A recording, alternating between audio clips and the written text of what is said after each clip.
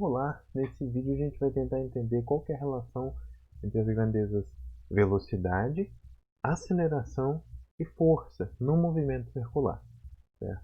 Então, para tentar entender isso, a gente primeiro precisa olhar aqui para a ideia do que é o movimento circular. E para isso eu fiz esse círculo aqui para representar para a gente essa ideia. Então, basicamente, no movimento circular, a gente tem um objeto que está se movendo aqui ao longo de uma circunferência, certo?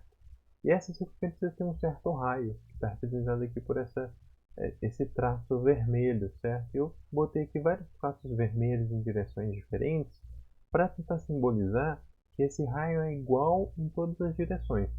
Então, o nosso objeto ele está se movendo nesse perfil circular, mas a distância dele em relação ao centro de movimento ela é constante, é sempre igual ao raio, certo? E aí qual que é uma outra ideia aqui importante? É que existem essas duas quantidades aqui, ó, que eu vou acabar chamando de velocidade tangencial e de força centrípeta, certo?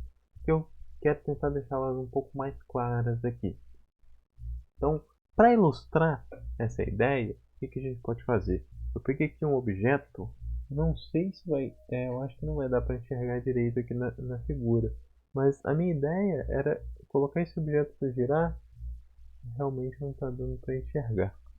Mas assim, se você tem um objeto qualquer girando, por exemplo aqui, ó, eu tenho esse quadradinho aqui preso por uma cordinha. E qual que é a ideia? Sempre que ele estiver girando, vou tentar representar isso aqui na câmera mesmo.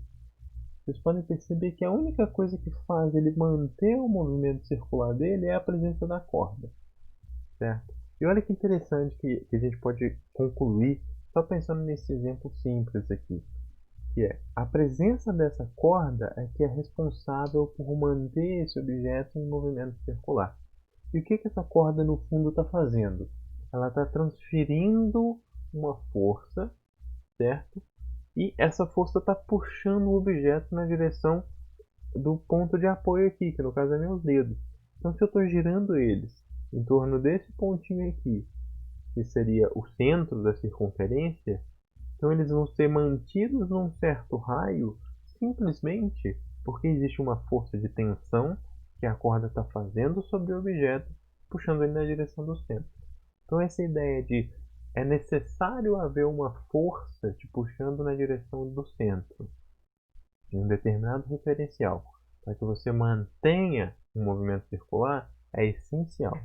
Sempre que a gente tem um movimento circular, a gente vai ter uma força central. Eu gosto de chamá-la de força central porque representa melhor essa ideia de que ela está apontando sempre para o centro daquele movimento circular, certo?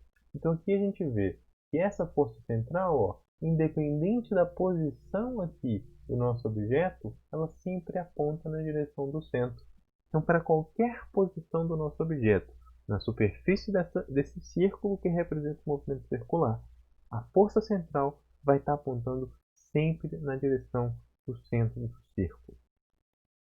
A outra ideia aqui é que existe essa velocidade, que é a velocidade tangencial. E eu já coloco aqui, ó, a velocidade ela é tangencial. E o que significa ser tangencial? Então, ser tangencial quer dizer que você é tangente a algo. E ser tangente a algo quer dizer que você encosta naquele algo só em um pontinho. Então, para representar melhor essa ideia, deixa eu descer um pouco. E eu vou fazer um outro círculo aqui para ilustrar para vocês. Essa reta que eu coloquei aqui em relação a esse círculo, a gente diz que essa reta ela é tangente ao círculo porque ela encosta no círculo só em um pontinho, certo? Então, quando eu falo velocidade tangencial, eu estou querendo dizer a velocidade que, olhando para um ponto aqui, está sobre essa reta, certo? Então, se eu pego qualquer ponto nessa superfície, aqui, aí eu vou lá, traço uma reta tangente a esse ponto e falo a velocidade é tangencial, quer dizer que a velocidade tem que estar na direção dessa reta, certo? Então aqui para qualquer ponto que eu escolher, ó, eu posso meio que pensar nessa ideia. Então eu pego a reta tangente velocidade vai estar na direção dessa reta tangente.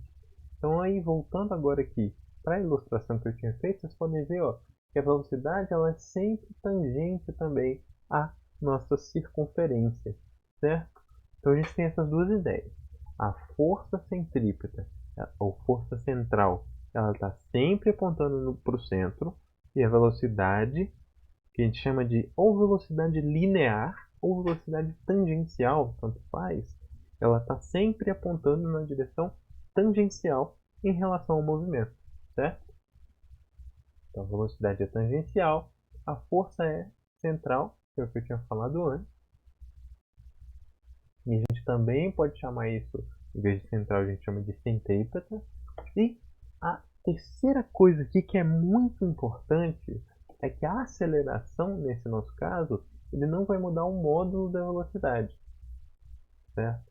E por que isso é importante? Porque até esse momento a gente estava sempre falando assim, a aceleração tem a ver com variação da velocidade. Mas essa variação não quer dizer só variação em módulo, pode ser variação em direção e sentido também. E nesse caso aqui a gente vê exatamente isso. A velocidade está constantemente mudando de direção e sentido, certo? Mas ela não muda de intensidade. Isso é bastante importante. E apesar dela não mudar de intensidade, a gente consegue relacionar a intensidade então dessa velocidade com a aceleração, certo? A aceleração centrípeta aqui, como a gente costuma chamar, e por isso eu vou até botar um C aqui para deixar isso claro, a gente chama de aceleração centrípeta ou aceleração central, porque ela está apontando na direção do centro, certo?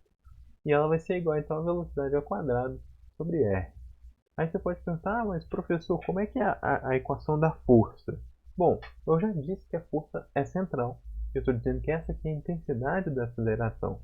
É basta a gente usar a segunda lei de Newton. Força central vai ser igual a massa vezes a aceleração central.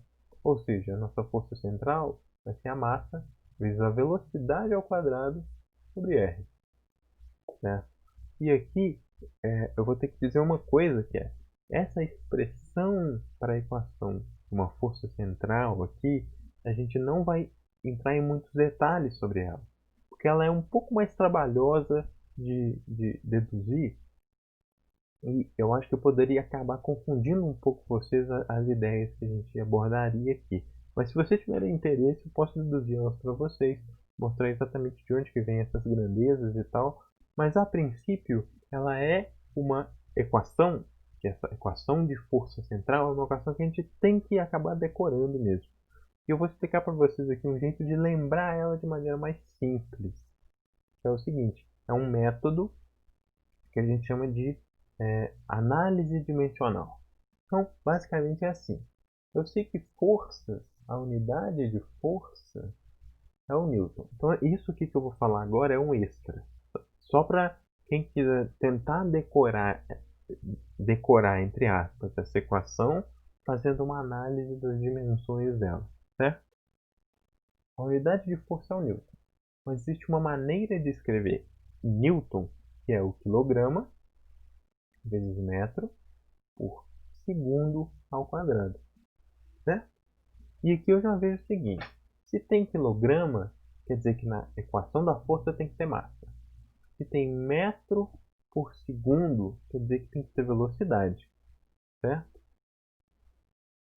Mas vejam bem, se tivesse só, vamos escrever assim, se a equação fosse massa vezes velocidade só, vocês podem ver que as unidades aqui ainda não estariam corretas, certo? Por quê? Eu teria quilograma vezes metro por segundo, mas aqui eu tenho segundo ao quadrado, certo? Então o que eu vou fazer? Eu vou botar essa velocidade ao quadrado aqui. Então a unidade dessa expressão então agora ficaria sendo quilograma metro quadrado por segundo quadrado. E agora para corrigir isso aqui, eu divido tudo pelo raio. Porque o raio ela tem unidade de metro. E então na hora que eu dividir aqui por algo que tem unidade de metro, esse metro vai cortar com esse de cima.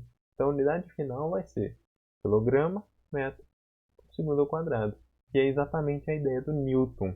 Então, simplesmente fazendo essa análise dimensional de quais as dimensões das minhas unidades, eu consigo chegar aqui exatamente na equação que é a equação da força central, certo? Ou força centrípeta. Então, basicamente isso aqui que eu queria falar nessa aula de hoje, que é só para a gente começar a reconhecer essas relações entre as grandezas. E nas aulas de exercícios eu trabalho um pouco melhor como é que a gente aplica essa situação aqui. Então é isso, gente. Tchau, tchau. Até a próxima aula, então.